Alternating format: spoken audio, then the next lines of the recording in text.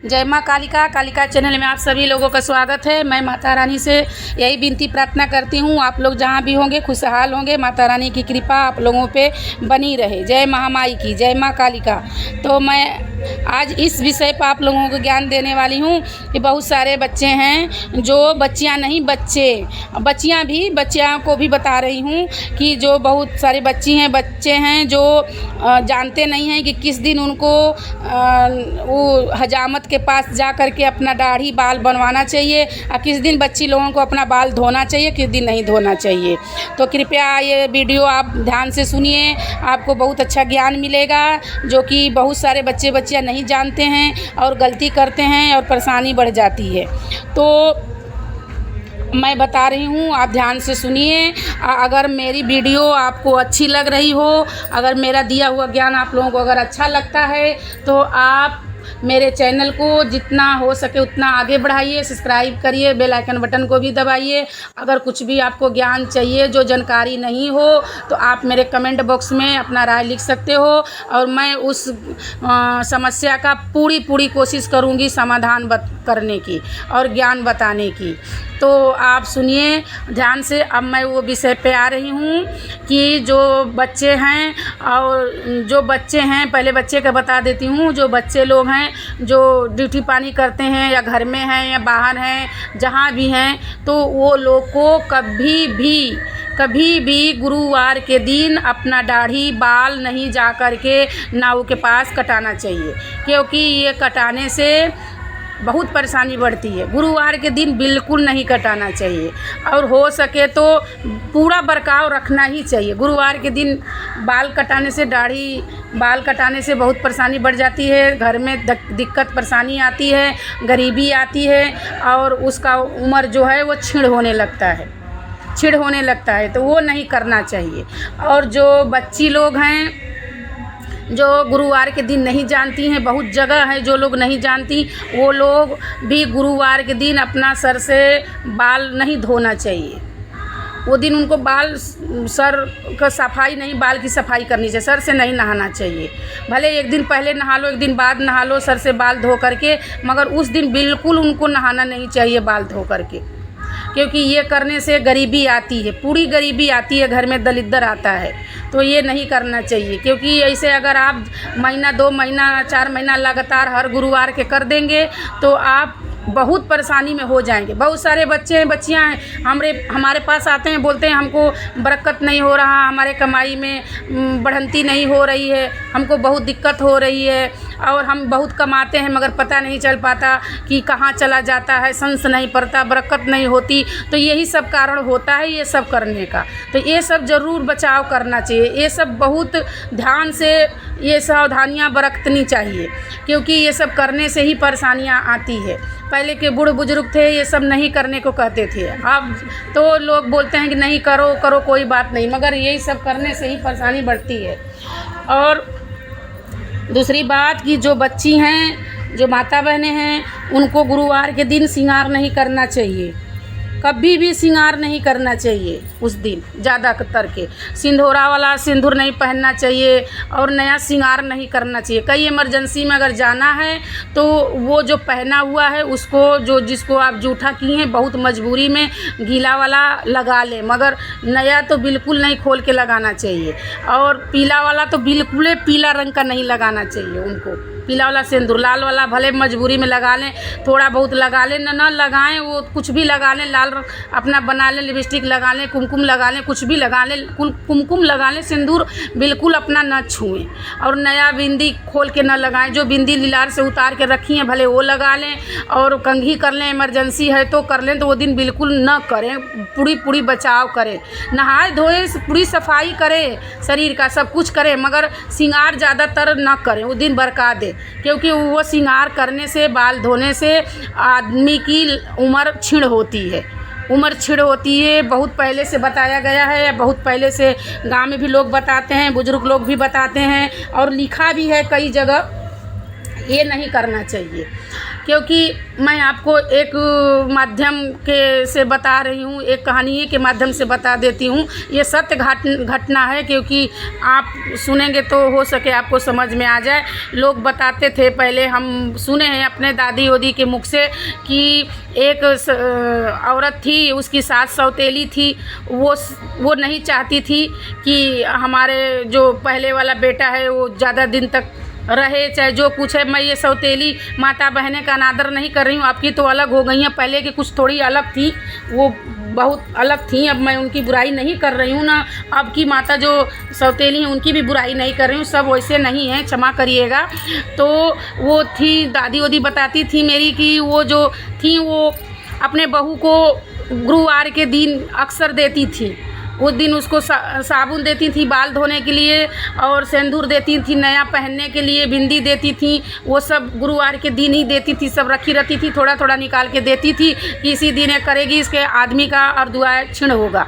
तो वो बेचारी थोड़ा समझदार थी, उसको मालूम था, मगर वो सोचती थी कि अगर मैं मना करती हूँ तो वो कहेंगे कि मुझसे ज़बान लड़ा रही है। वो डरती थी, वो बहू डरती थी सास से। तो वो क्या करती थी कि उसके सामने एक मिट्टी का दीवार था, अब पहले वो दीवार को टिक देती थी, वो सारी चीज़ उस दीवार को पहना देती थी, टिक देती थी, थोड़ा थोड़ा छुआ देती थी, फिर उसके बाद लगाती थी। तो ऐसे ही अगर आप लगाती हो, इमरजेंसी में कोई माता बहनें लगाती हो, तो वो ज़मीन हो दीवार हो उसको छुआ दें, अगर छुआ करके लगा करके तब पहने, ऐसे बिल्कुल डायरेक्ट ना पहने। तो वो जो बहू थी वो दीवार को पहना छुआ देती थी, लगा देती थी, तब वो जूठा हो जाता था, तब उसको पहनती थी। ऐसे करती गई। जब 20 दिन 21 दिन 51 दिन कुछ दिन जितने दिन के लिए उसके किसी ने बताया था उसके सास को कि इतना दिन तू करा देगी तो उसके आदमी का उम्र छीड़ हो जाएगा, वो ख़त्म हो जाएगा। तो वो उतना दिन इंतज़ार करती गई और सोचती गई कि इसके ऊपर प्रभाव क्यों नहीं आ रहा, लड़के के ऊपर प्रभाव क्यों नहीं आ रहा है। तो वो जिस दिन उम्र पूरा होने वाला था, पूरा इसका उम्र छीण हो गया था ज़्यादा दिन करते करते, तो वो जो दीवार था वो अपने आप गिर गया। दीवार जब गिर गया तो वो अचरज में हो गई बहू, सोचने लगी कि देखो इतना दिन के बाद ये दीवार पूरा गिर गया, अच्छा खासा दीवार था, ये गिर गया। तो वो जो उसकी सास थी वो पंडित के जो कोई बताए थे, पंडित नहीं जो कोई बताए थे उसके पास गई, जो कोई तांत्रिक रहा हो, जो कोई भी रहा हो वो उसको बताया होगा, चाहे जो कोई पंडितें हों शायद बताए हों कि नहीं करना चाहिए, इसे करने पर छीण होता है, तो अपने मन से दिमाग लगाई होगी। तो वो गई उनके पास तो पूछी कि हम इतना दिन तो हो गया मगर इसका कुछ भी नहीं हो पाया। तो वो बोले कि आगे जाके देखो बहू तुम्हारी डायरेक्ट पहनती है कि कुछ अलग से करती है। तो वो जाके पूछी कि तुम जो देती हूँ सिंदूर और साबुन नहाने के लिए जो तुम करती हो, और जो सिंदूर लगाती हो, नई बिंदी देती हूँ लगाती हो, सिंदूर जो पीला वाला देती हूँ पहनती हो, तो तुम पहले से कुछ करती हो कि डायरेक्ट पहन लेती हो? तो उसने बोली कि नहीं, हम अपने बहुत पहले के लोगों से घर में सुने हैं कि गुरुवार के दिन नहीं पहनना चाहिए, तो हम इसको पहले दीवार में थोड़ा लगा देते थे, उसके बाद जूठन हो जाता था तो पहनते थे। तो बोली, तब वो सोचने लगी, तब वो गई पंडित के पास, तो पंडित ने बताया इसीलिए वो दीवार गिर गई, क्योंकि वो आदमी का जो दुआएं कम होने वाला था, उसका उम्र छीड़ होने वाला था, वो दीवार पर लगाती गई, इसलिए वो दीवार गिर गई। क्योंकि वो दीवार के ऊपर ही पहले लगाती थी उस दिन, तो इसलिए दीवार का उम्र नियाद ख़त्म हो गया, वो गिर गया। अच्छा खासा घर में दीवार था, मतलब ऐसा लोग बताते हैं। तो ये मैं इसलिए बताई हूँ कि मतलब ये पहले के लोग बताते थे, मेरी दादी वादी भी बताती थी, मम्मी उम्मी भी बताती थी कि ऐसा करने से ऐसा हुआ था, इसीलिए लोग नहीं पहनते हैं, इसका बर्ताव करते हैं। तो मैं सोची कि आप लोगों को भी बता दूं, क्योंकि मैं बहुत जानी को देखी हूँ गुरुवार के दिन भी पीला वाला सिंदूर पहनती हैं, श्रृंगार करती हैं, नए नए कपड़े पहन लेती हैं। अगर ऐसी इमरजेंसी पड़ जाए, ज़रूरत पड़ जाए आपको, तो आप नई साड़ी पहनना पड़ जाए, अगर लाई हैं, ज़रूरत है, शादी है, ब्याह है, कहीं जाना है, तो कोई माता रानी का आप घर में मूर्ति रखी हैं या फ़ोटो रखी हैं, पहले उनको पहना दो, श्रृंगार है पहले उनको चढ़ा दो, उनको थोड़ा थोड़ा पहना दो, लगा करके जो उनके लगाया हुआ बस्ता है वो आप लगा लो। क्योंकि माता का लगाया हुआ कोई परेशानी नहीं होता है, क्योंकि माता सब संकट हर देती हैं, क्योंकि वो उनका सुहाग अमर है, कोई परेशानी नहीं होता है। अगर कोई कहेगा कि गुरुवार के दिन शादी होता है तो शादी वाले दिन क्यों पहना जाता है, तो इसका भी ये बात है कि देखते हैं आप लोग कि गुरुवार के दिन जब शादी होता है तो पहले गौरी जी रखी रहती हैं, बनाए हुए पंडित जी गौरी जी रखे रहते हैं, कलश रखे रहते हैं, गौरी गणेश को आगे उसमें से निकाल के पहनवा देते हैं, सिंदूर दान मिले सिंदूर पहनवा देते हैं, तब वो सिंदूर पहनवाते हैं किसी के मांगों में, दुल्हा जो लड़का होता है वो डालता है। पहले वो जूठन करा देते हैं, गौरी गणेश को पहना देते हैं, कलश को टिका देते हैं, तब उसमें से पहनाते हैं उस लड़के से, बोलते हैं पहना लो आगे, क्योंकि ये पहनाने से कोई परेशानी नहीं आती, उनकी आशीर्वाद भी मिल जाता है और उस बच्चे पर, उस बच्ची पर परेशानी नहीं आती, उस बच्चे पर नहीं आता है।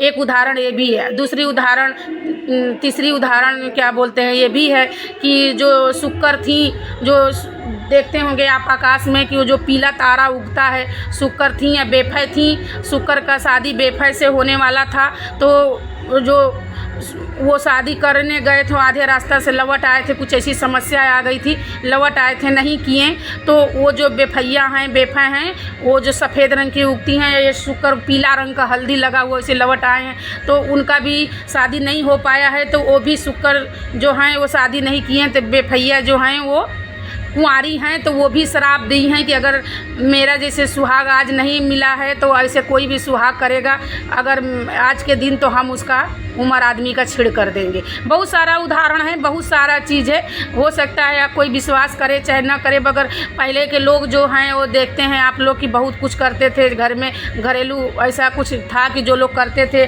और बहुत प्रेम से भाव से अच्छे से रहते थे। अब तो है कि आप ज़माना के अनुसार सब लोग अलग अलग विचार अलग अलग तरीके से करते हैं, या घर में कहीं लड़ाई है तो कहीं झगड़ा है तो कहीं बवाल है तो कहीं देखिए तो तलाक होता है तो कहीं कुछ होता है, कुछ दिन शादी टिक पाती नहीं टिक पाती, पहले जैसा तो कभी कहीं रह ही नहीं गया है। तो बहुत सारी बातें हैं ऐसी छोटी छोटी जो चीज़ हम लोगों को ज़िंदगी में फॉलो करना चाहिए और आगे बढ़ना चाहिए। तो मैं सोची कि बहुत सारे बच्चे हैं, बच्चियाँ हैं जिनको मालूम नहीं है, मैं यूट्यूब के माध्यम से ज्ञान दे देती हूँ, बता देती हूँ कि काम आ जाएगा, और मैं सोची कि आप लोगों को बता देती हूँ, अच्छा भी लगेगा। अब मैं उम्मीद ये भी करती हूँ कि आप लोगों को अच्छा भी लगा होगा, क्योंकि जो कुछ ज्ञान है मैं घरेलू देती हूँ और अच्छा ज्ञान देती हूँ, और जो कुछ मैं चाहती हूँ कि आप लोग खुद कुछ भी करो, ज्ञान लो, किसी से ना पूछो ना किसी के पास जाओ, खुद जानकारी आप लोग अपने से ही करो।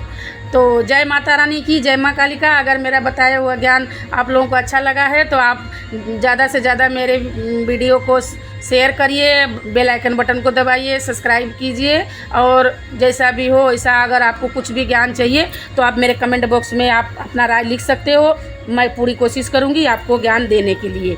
तो जय महामाई की, जय माँ कालिका। आप लोग खुश रहिए, माता रानी की कृपा आप लोगों पे बनी रहे, माता बहनें सदा सुहागन रहें, बच्चे लोग जितना उनके रोजी रोटी में अच्छे से कमाई हो, दुख दूर हो।